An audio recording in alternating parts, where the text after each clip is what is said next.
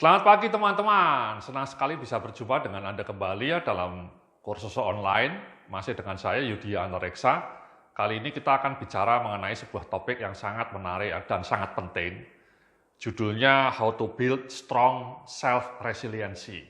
Ya, seperti yang ada di layar di depan laptop Anda atau di depan HP Anda, ada judul covernya, How to Build Strong Self-Resiliency. Bagaimana caranya membangun daya resiliensi yang tangguh, yang strong. Ya. Kenapa ini sebuah tema yang sangat penting, teman-teman? Karena memang sejumlah penelitian termutakhir ya, terkini tentang faktor penentu sukses masa depan manusia itu salah satu yang sangat krusial adalah daya resiliensi. Ya, atau bahasa Inggris lainnya grit. Ya, grit, G-R-I-T, grit. Ya. Apa itu daya resiliensi? Daya resiliensi itu intinya sebenarnya adalah ketekunan Anda. Bahasa simpelnya ya, keuletan Anda, ketangguhan mental Anda. Jadi ketika Anda punya impian, punya cita-cita, punya tujuan dalam hidup Anda mengejarnya itu dengan gigih, dengan tekun, dan terus mencoba sampai berhasil.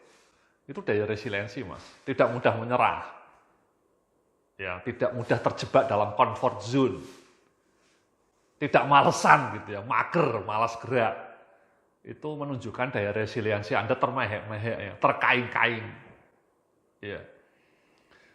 Menurut saya itu elemen yang paling penting, teman-teman ya, ketekunan lah ya, ketekunan untuk menjalani aksi secara konsisten hari demi hari, minggu demi minggu, sampai kemudian impian Anda tercapai. Itu salah satu faktor kunci ya,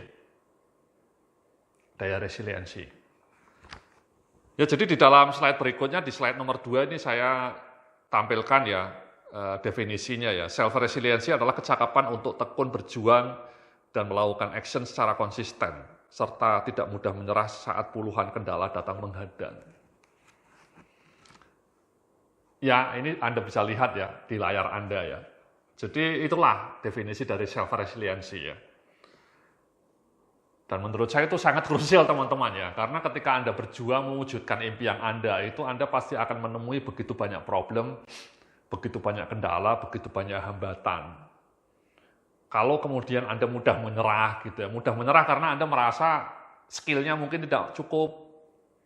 Kadang-kadang orang menyerah karena skill-nya merasa saya tidak sanggup Pak Yudhya, saya tidak bisa melakukan itu, saya tidak capable. Tapi sebenarnya statement seperti itu juga menunjukkan bahwa Anda tidak resilient. Kalau orang yang resilient, orang yang resourceful itu ketika melakukan action dan kemudian mentok karena merasa skill-nya tidak cukup, maka dia akan berjuang bagaimana skill-nya ditingkatkan dulu. Ya. Skill-nya di-upgrade. Jadi tidak langsung menyerah gitu ya. Kalau misalnya orang, katakanlah misalnya ya, mau bikin aplikasi Android gitu ya. Ini salah seorang mungkin sekolah di SMK gitu ya. Dia mau berjuang mendapatkan penghasilan dengan membuat aplikasi di Android. Dia cuma lulusan SMK, jurusan computer science gitu ya. Tapi dia merasa ilmunya belum cukup untuk membuat aplikasi Android. Tapi kalau dia resilient, dia kemudian akan belajar secara otodidak. Dia akan buka di YouTube mengenai bagaimana cara membuat aplikasi Android. Dan dia belajar mati-matian. Sehingga akhirnya dia bisa membuat aplikasi Android dan kemudian menjualnya. Dan kemudian ketika mau menjualnya, dia mentok lagi. Saya nggak bisa promosi, saya nggak bisa pemasaran, saya gaptek mengenai marketing online. Nah, kalau orangnya tidak resilient, kembali dia mungkin akan menyerah. Akhirnya apa yang dia sudah bikin aplikasi Android-nya tidak laku-laku karena tidak terjual. Tapi kalau orangnya resilient, orang yang sudah berhasil membuat aplikasi Android itu kemudian tidak malu-malu belajar mengenai ilmu marketing, belajar mengenai jualan online, bagaimana memasarkan aplikasi Android-nya. Dan kemudian begitulah orang ini kemudian berjibaku tiap malam belajar mengenai bagaimana memasarkan aplikasi Android di Play Store atau di Apple Store gitu ya. Sampai kemudian dia berhasil menjual aplikasinya. Itu perjalanan panjang yang tidak mudah. Nah, orang yang resilient bisa melakukan itu. Dan ketika dia belajar marketing, memasarkan aplikasi Android, mungkin dia akan berjibaku ya. Tidak sekali, dua kali dia gagal. Dia mungkin akan berkali-kali menemui jalan terjal ya. Sampai sebulan mungkin nggak laku-laku, bahkan sampai 2 bulan belum juga laku-laku. Gitu Mas. Ya, jadi daya resiliensi itu gigih mencari solusi ketika Anda menemui problem. Ya. Nah, di slide berikutnya ini saya bilang ya, jadi your future success itu ditentukan oleh tadi self-resiliency dan grit. Ya, bahasa lainnya ya, grit. Self-resiliency. Ya, jadi kombinasi antara grit sama daya resiliensi itu akan sangat menentukan sukses masa depan Anda. Ya. Kalau Anda punya strong self-resiliency, Anda punya grit yang kokoh, yang solid, insya Allah masa depan Anda juga akan top marko top. Oke? Tapi kalau dari resiliensi Anda termehek-mehek, hidup Anda mungkin juga akan terkaing-kaing. Hidup Anda akan tidak sesuai dengan impian Anda. Nah, di dalam slide berikutnya ini saya bilang bahwa ada satu kata lain yang sering juga disampaikan oleh para pakar perilaku, namanya delay gratification skill. Jadi kecakapan menunda kesenangan saat ini demi sukses masa depan. Mau bersusah payah hari ini demi sukses hari esok. Ya. Ini namanya delay gratification skill, Mas. Ini sangat penting, Mas. Teman-teman ya, mbak-mbak ya. Jadi Anda mau berjibaku. Tadi misalnya contoh orang lulusan SMK yang belajar ilmu Android. Dia kan bersusah payah itu. Tiap malam buka YouTube, belajar mengenai bagaimana bikin aplikasi Android itu, kalau tidak punya tekad yang kuat, ya dia akan menyerah.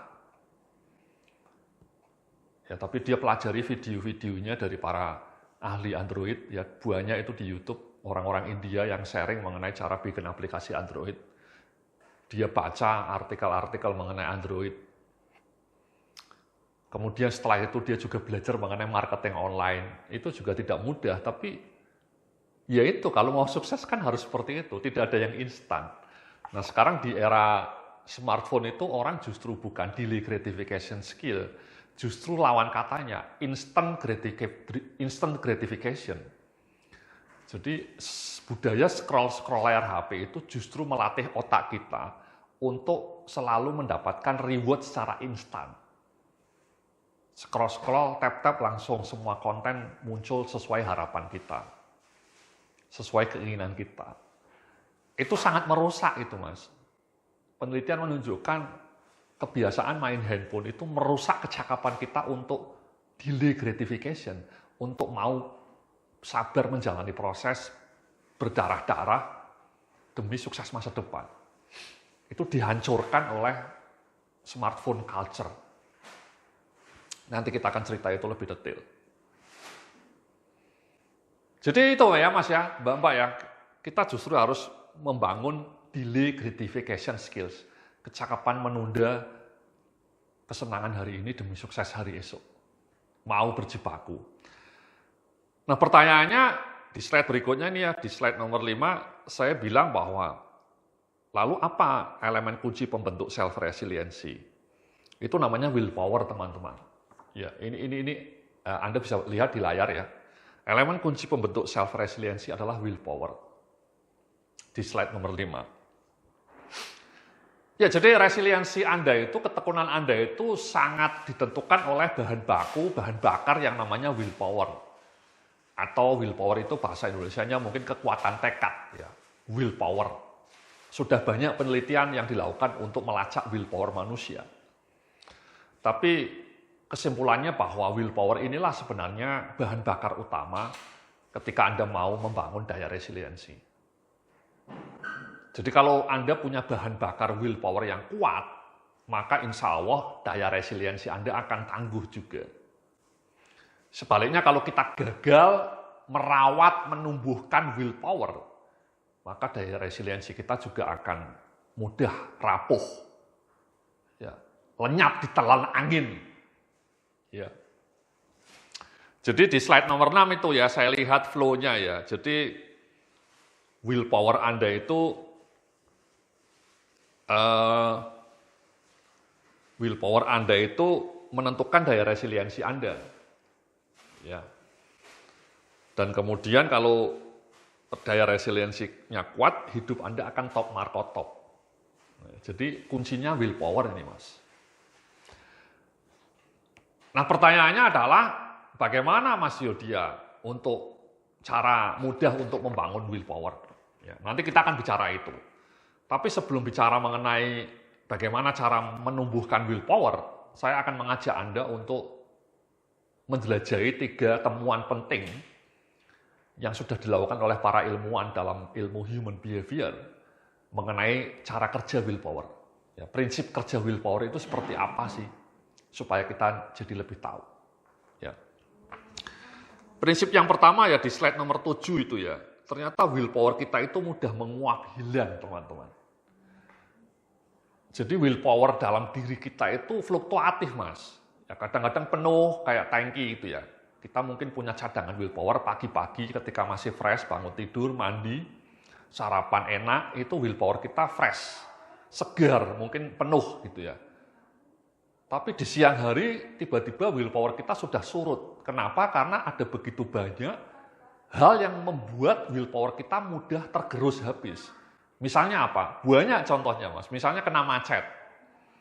Ya, penelitian menunjukkan kalau Anda terkena macet tiap hari ketika mau berangkat kantor itu sangat mudah menggerus willpower Anda itu, Mas. Jadi itu memang satu kondisi yang sangat tidak terelakkan ya bagi Anda yang kerja di kota-kota besar, suka kena macet. Itu sayangnya memang betul-betul membuat willpower kita tercecer habis di jalanan, Mas.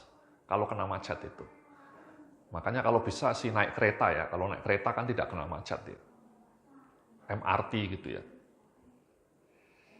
Yang kedua misalnya willpower kita akan mudah tercecer habis, tergerus kalau terlalu banyak hal yang kita pikirkan. Ya, misalnya kita mikir pekerjaan kita stres mikir kerjaan, stres mikir keuangan, stres mikir cicilan yang tidak lunas-lunas gitu ya. Cicilan Honda Vario, cicilan mobil Ayla gitu ya. Atau bahkan stres mikir belum bisa punya rumah. Itu stres seperti itu ya, stres mikir kerjaan, stres mikir kondisi keuangan, stres mikir cicilan. Stres mikir belum punya rumah, itu sangat mudah menggerus willpower Anda, Mas. Willpower Anda juga depleted. Ya. Atau yang juga sangat sering menggerus willpower itu keputusan sehari-hari yang kelihatannya sepele, tapi sebenarnya lama-lama juga menggerus willpower kita. Contohnya apa? Contohnya misalnya Anda mutusin nanti siang mau makan apa. Itu kelihatannya sepele, Mas. Tapi kalau Anda melakukan itu tiap hari, bingung nanti siang mau makan apa ya, mau pesen GoFood apa ya. Anda buka GoFood, aplikasi GoFood, kemudian bingung mau milih apa. Itu ternyata pelan-pelan menurut penelitian juga sangat menguras willpower Anda. Jadi hati-hati. Keputusan-keputusan sepele, mikir mau makan siang apa, mikir mau pakai baju apa, kalau mau berangkat kantor lewat jalan mana. Itu keputusan-keputusan sepele seperti itu sangat menguras willpower juga. Ya. Apalagi keputusan-keputusan yang lebih medium ya, misalnya kapan saya harus mengerjakan tugas ini, kapan saya harus buat presentasi, ya, kapan saya harus meeting, itu amat mudah menguras willpower kita. Jadi itulah nanti ketika kita bicara mengenai cara meningkatkan willpower, kita juga harus sadar mengenai ini, Mas ya, decision fatigue namanya, kelelahan pikiran karena terlalu banyak keputusan yang harus diambil. Makanya kita solusinya harus melakukan otomasi. Ada banyak keputusan simple, keputusan yang rutin yang seharusnya kita otomasi. Sehingga tidak tiap hari kita terjebak oleh hal-hal yang membuat pikiran kita terkuras habis. Kenapa? Karena kalau pikiran kita stres, itu willpower kita mudah drop.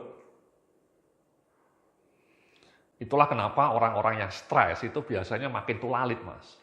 Ya. Ada sebuah penelitian oleh para ekonom dari Yale, di India penelitiannya, orang-orang India itu kalau di tanggal tua, ketika uangnya mau habis, stres, mikir keuangan, itu tulalit, Mas. Jadi dalam eksperimen itu mereka dikasih tugas yang membutuhkan daya nalar, daya kognisi. Tugasnya nggak rumit, tapi membutuhkan pemikiran. Nah, ketika tugas itu dikasih mereka di tanggal tua, itu biasanya mereka nilainya lebih jelek dibanding kalau disuruh mengerjakannya di tanggal muda ketika uangnya masih banyak.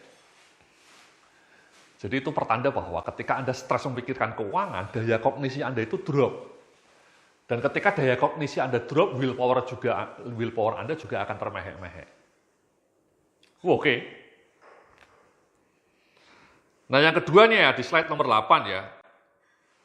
Willpower kita itu tidak bisa dibagi-bagi atau di-coupling sesuai peruntukannya. Jadi nggak bisa misalnya Anda bilang ini Mas Yudya saya punya 10 willpower, yang satu saya gunakan willpower ini di kotak ini untuk mikir kerjaan, yang willpower ini untuk mikir mengenai keuangan, yang willpower ini untuk mikir proyek sampingan, yang willpower ini mikir untuk karir gitu ya. Nggak bisa. Jadi di dalam tangki willpower Anda itu semuanya campur jadi satu, Mas. Nggak bisa dipilah-pilah. Jadi begitu willpower Anda habis, ya habis semua. Tidak bisa misalnya cadangan willpower untuk mikir kerjaan sudah habis, tapi saya masih punya cadangan willpower Pak untuk mikir proyek sampingan saya. Itu nggak bisa. Begitu willpower Anda habis, ya habis semua. Tidak bisa di-coupling-coupling. Itulah kenapa kita harus hati-hati ya menjaga willpower kita ya, supaya tidak habis sia-sia gitu ya. Kenapa? Karena sekali lagi ketika willpower Anda habis, Anda akan mudah menyerah kalah. Itulah kenapa banyak orang yang ngirim email ke saya merasa stuck hidupnya. Mas Yudya, saya stuck hidupnya. Kenapa? Karena dia stres ya, mikir banyak hal. Utangnya banyak gitu ya, nggak bisa tidur mikirin utang. Otomatis willpower-nya ya nol, ya drop. Nah, ketika willpower-nya drop, daya resiliensinya drop, dia nggak bisa mikir solusi kreatif. Boro-boro mikir solusi kreatif gitu ya. Mikir besok mau makan apa saja bingung gitu ya. Jadi lelah, pikirannya sudah lelah. Boro-boro mikir mau bikin usaha sampingan yang menghasilkan uang tambahan. Mikir cara bayar utang aja belum sanggup gitu ya. Jadi itulah willpower, Mas ya. Nah, prinsip yang ketiga ini ya, willpower kita itu bekerja seperti otot. Ini kabar baiknya, seperti muscle, Mas. Ini penting ini, Mas. Jadi otot willpower kita itu seperti otot. Itu kabar baik. Kenapa? Karena membuat kita jadi tahu bahwa kita bisa melatih otot willpower kita, Mas, Mbak-mbak ya. Seperti otot yang ada di gambar Anda ya, Anda bisa lihat gambar otot manusianya ini, six pack gitu ya, karena dia latihan barbel, latihan sit up berulang kali. Sama seperti willpower, kalau Anda tidak pernah melatih willpower Anda, otot willpower Anda itu termehek-mehek, gelambir ya, jadi ibarat perutnya gelambir, Mas, nggak ada ototnya ya. Perutnya gendut, gelambir, penuh dengan lemak, karena tidak pernah dilatih. Persis sama itu prinsip kerjanya seperti otot. Sebaliknya kalau willpower Anda, otot willpower Anda dilatih terus-menerus, maka otot willpower Anda akan mengembang. Seperti yang ada di dalam gambar di layar Anda itu ya, membentuk six pack. Jadi willpower Anda tangguh. Nah, bagaimana Pak supaya otot willpower saya tangguh? Bagaimana cara melatihnya? Nanti kita akan cerita itu di video-video berikutnya ya, cara melatih otot willpower. Tapi ini kabar bagus teman-teman, itu artinya bahwa kita tahu mungkin willpower kita mudah tercecer habis ya, tapi kalau willpower Anda itu kuat, ibaratnya seperti pelari gitu ya, ketika Anda jarang latihan, Anda akan mudah lelah. Ya, ketika ada masalah pekerjaan, masalah keuangan, masalah kantor, masalah hubungan keluarga, begitu banyak beban hidup, kalau otot willpower Anda tidak kuat, itu Anda mudah lelah, persis seperti kalau Anda suruh lari, tidak pernah latihan, ujuk-ujuk suruh lari, Anda 10 meter aja sudah terengah-engah misalnya. Ya. Sebaliknya kalau Anda rutin latihan lari, rutin latihan renang, ketika disuruh lari ya kuat. Itu persis seperti ketika Anda menghadapi problem, Mas. Kalau otot willpower Anda selalu dilatih, sehingga ototnya kuat, maka ketika beragam masalah datang, beragam problem datang, problem kantor, problem kerjaan, problem keuangan, Anda tangguh karena willpower Anda kuat.